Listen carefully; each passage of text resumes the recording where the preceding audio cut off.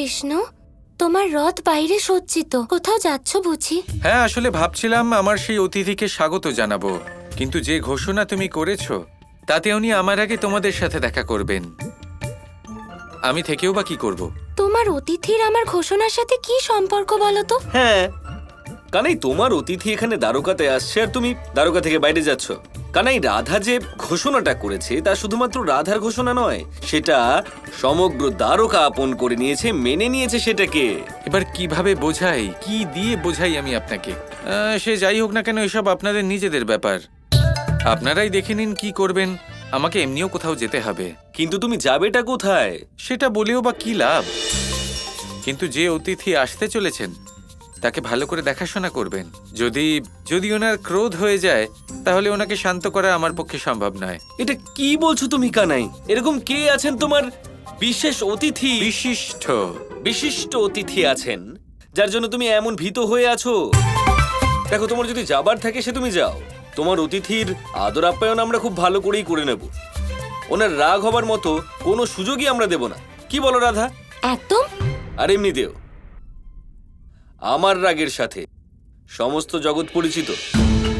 এবার আমার সামনে নিজের রাগ প্রকাশের সাহস কেই বা দেখাতে পারে বলো?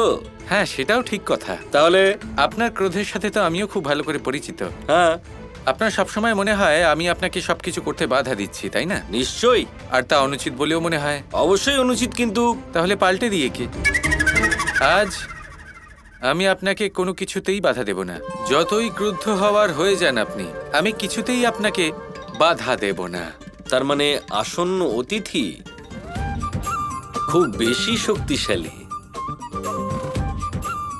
ঠিক আছে, আসতে দাও। দাদা, তার মানে এরকম অতিথিকে আপ্যায়ন করতে খুব মজা পাবেন আপনি। হ্যাঁ হ্যাঁ, অবশ্যই। কৃষ্ণ, আমি ঘোষণা না হয় করে ফেলেছি, কিন্তু তা দ্বারকাবাসীকে নিজের আনন্দের অংশীদার করতে। আর এই বিষয় নিয়ে আমার কোনো অহংকার নেই। আমি তোমাকে ভালোবাসি, তোমার ভক্ত হই, আর নিজের ভক্তির ঘোষণা করা কোনো অন্যায় নাকি বলো তো? তোমার প্রেম আর তোমার ভক্তিতে কোনো ত্রুটি নেই রাধা। শুধু হ্যাঁ, একটা কথা, নিজেকে এইভাবে সর্বশ্রেষ্ঠ প্রমাণ করার কোনো প্রয়োজন নেই। তুমিই বলো, প্রেম কি মাপা সম্ভব? যায় না, তাই না? তাহলে এই দাবিটাকে উচিত কি করে বলা যেতে পারে? আমি কৃষ্ণকে ভালোবাসি, আর আমার তোমার প্রতি যে প্রেম তা নিশ্চল, তা ভক্তির রূপ ধারণ করেছে। আর আমার কৃষ্ণের প্রতি এই যে ভক্তি, তার ঘোষণা অনুচিত নয় কৃষ্ণ। আমি যা ঘোষণা করেছি তা সর্বতোভাবে উচিত। চলুন দাদা, আমরা অতিথির আপ্যায়নের ব্যবস্থা করি। হ্যাঁ হ্যাঁ, আপ্যায়নের ব্যবস্থা অবশ্যই করা যেতে পারে, কিন্তু এখনই কানাই বললো না যে আসন্ন অতিথি একটু রেগে থাকতে পারেন। তা রেগে থাকা অবস্থায় কি অতিথি ভোজন গ্রহণ করবেন? দাদা, সে যাই হোক, আমাদের অতিথি বলে কথা, খাবারের ব্যবস্থা তো করতেই হবে। এটা তুমি একদম ঠিক কথা বলেছো রাধা। চলো ব্যবস্থা করা যাক। হ্যাঁ, আপনাদের কোনো ধারণাই নেই যে কে হন এই বিশিষ্ট অতিথি যিনি আসতে চলেছেন। রাধার সাথে সাথে সমস্ত দ্বারকার সাথে সাথে সমস্ত সংসারকে ভক্তির প্রকৃত অর্থ বুঝিয়ে দেবেন এই অতিথি। আর যখন আমি দেখতে পাচ্ছি যে উনি আসতে চলেছেন, তখন আমায় একটা কাজ করতেই হবে। আমি ওনাকে নিজের পরিচয় জানাতে চাই না।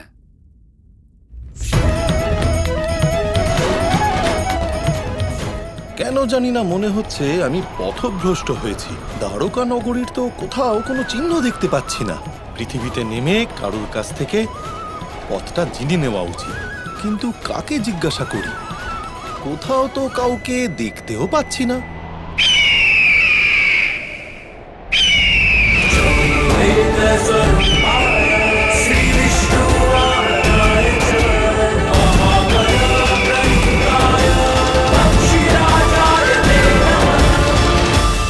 আমার প্রণাম গ্রহণ করুন গুরুদেব।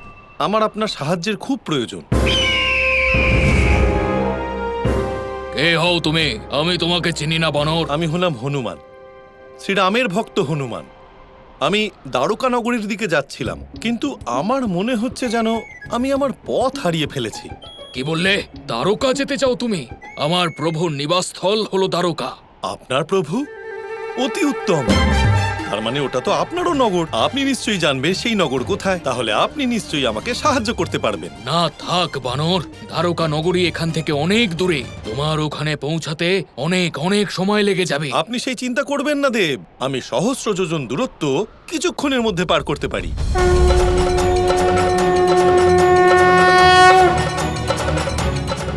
সহস্র যোজন দূরত্ব? সেই যাত্রা করা মানে হলো পৃথিবী থেকে সূর্যের যাত্রা। তুমি কি জানো তুমি কি বলছো? সূর্যলোক যাত্রা? যদি আমি এটা না জানি তাহলে সংসারে এটা আর কে জানবে গরুর দেব? আপনার থেকে আর লুকিয়ে কি লাভ? আপনাকে তো সত্যটা বলতেই হবে। আমাকে সাহায্য করতে চলেছেন বলে কথা। আসলে ছোটবেলায় আমি না খুব দুষ্টু একটা বালক ছিলাম। আর আমি না অনেক রকমের দুষ্টুমির খেলা খেলে ফেলেছি। এই রকমই একবার খেলতে খেলতে আমি সূর্যলোক পর্যন্ত পৌঁছে গেছিলাম। তারপরে ফিরে এসে আমাকে সবাই খুব বকা দিয়েছিল। তারপর থেকে আমি ওখানে যাওয়া বন্ধ করেছি। এবার অনেক হয়েছে তোমার এই নাটক বানর। আমার গতি তোমার থেকে অনেক বেশি। তুমি কি আমাকে আহ্বান জানাচ্ছ? আমি কেন আপনাকে আহ্বান জানাবো বা আপনার সাথে প্রতিযোগিতা করব? আমি তো আপনাকে এটাই বলতে চাইছিলাম যে আমি অনেক অনেক দূরের যাত্রা কিছু সময়ের মধ্যেই করে নিতে পারি। আর যদি আপনি আমাকে দ্বারকার পথ বলে দেন তাহলে আমিও সেখানে তাড়াতাড়ি পৌঁছে যেতে কিন্তু পারি। আমি তো তোমার সাথে প্রতিযোগিতা করে দেখতে চাই। চলো দেখা যাক কে আগে দ্বারকা নগরে পৌঁছতে পারে। আমার সাথে প্রতিযোগিতা? যেমনটা আপনার ইচ্ছা। যে আগে পৌঁছবে সে হবে সর্বশক্তিমান, আর অন্য প্রতিদ্বন্দ্বীকে নিজের পরাজয় স্বীকার করতে হবে। ঠিক আছে। আমার ডানার বিস্তার দেখেছ কি? এখনো কি তোমার মনে হয় তুমি আমাকে পরাজিত করতে পারবে? আপনার ডানার বিস্তারের ওপর ভরসা আছে। আর আমার ভরসা আছে আমার প্রভু শ্রীরামের প্রতি আমার ভক্তির ওপর। তাহলে দেখাই যাক আজকে কার জয় হয়। শক্তির জয় হয় নাকি ভক্তির? শক্তি এবং ভক্তি দুই হলেন আপনি, হনুমান। সমগ্র দ্বারকা আপনার প্রেম মিশ্রিত ভক্তির অপেক্ষায় রয়েছে।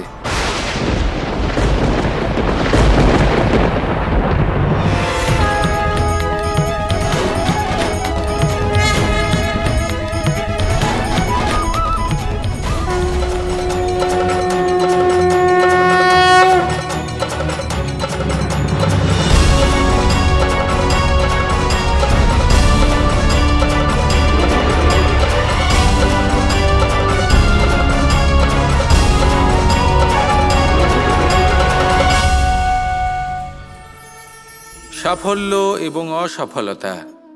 মানুষের জীবন এই দুই চাকার ওপরই দাঁড়িয়ে থাকে, এর আশেপাশেই ঘুরতে থাকে। তাই সাফল্য এবং অসফলতা অত্যন্ত লাভদায়কও হতে পারে, আবার অত্যন্ত ক্ষতিকারকও হতে পারে। নির্ভর করছে মানুষের উপর। যদি কথা বলা হয় সাফল্যের, তাহলে যখনই সাফল্য আসে তখন সেই সাফল্য তার মাথায় চড়ে বসে। তিনি নিজের পথ থেকে সরে যান, লক্ষ্যভ্রষ্ট হয়ে যান, অনুচিত কাজের দিকে অগ্রসর হয়ে পড়েন, বিনাশের দিকে অগ্রসর হয়ে পড়েন।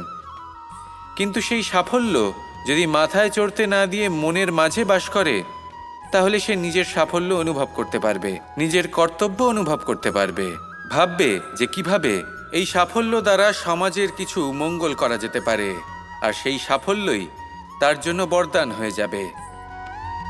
এবার যদি কথা বলি অসফলতার, তাহলে যখনই অসফলতা আসে তখন মানুষ তাতে মন খারাপ করে বসেন, দুঃখী হয়ে পড়েন, হেরে গেছেন বোধ করেন, জীবনের সামনে অগ্রসর হওয়ার সাহস করতেই পারেন না।